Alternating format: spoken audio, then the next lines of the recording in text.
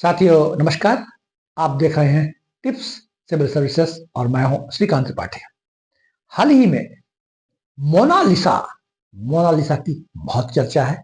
दरअसल प्रयागराज महाकुंभ में एक लड़की जो मालाओं को बेचने का कार्य कर रही थी, खूबसूरत सी लड़की को सोशल मीडिया ने काफी आगे बढ़ाया और उन्हें मोनालिसा नाम दिया। वास्तव में वो लड़की का क्या नाम है तो मुझे नहीं पता, लेकिन मोनालिसा ये नाम सोशल मीडिया में काफी चलने से मोनालिसा की चर्चा हुई।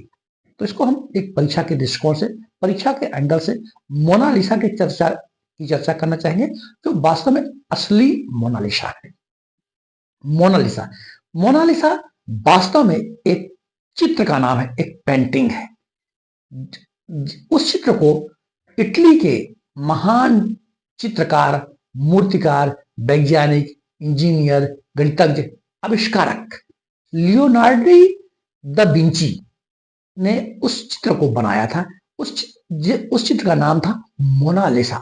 लियोनार्डो दा विंची इटली के रहने वाले थे। विंची उनके गांव का नाम था। मोनालिसा दुनिया की सर्वश्रेष्ठ चित्र है। बड़ी ख्याति इस चित्र की मोनालिसा की थी। इसको लियोनार्डो दा विंची ने 16वीं शताब्दी में बनाया। ये मोनालिसा वास्तव में थी कौन?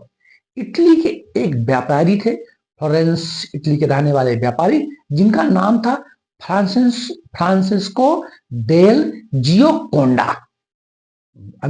इटली के व्यापारी का नाम था फ्रांसिस्को डेल जियोकोंडा।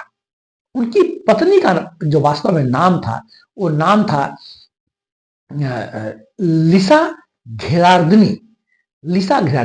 बहुत खूबसूरत थी। उन्हीं लिसा घेरार्डनी का एक चित्र लियोनार्डो दा विंची के द्वारा बनाया गया। इस पेंटिंग की जो विशेषता है, आप सबने मोनालिसा का चित्र देखा होगा।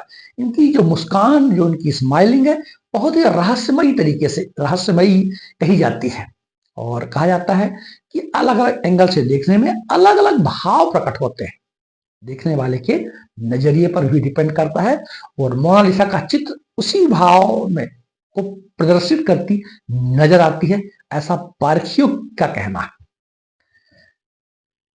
ये जो चित्र है, मोनालिसा का जो चित्र है, ये 16वीं शताब्दी में बनाया गया और 1517 में फ्रांस के जो राजा फ्रांसिस प्रथम ने इसको खरीद लिया था। इस चित्र को खरीद लिया था।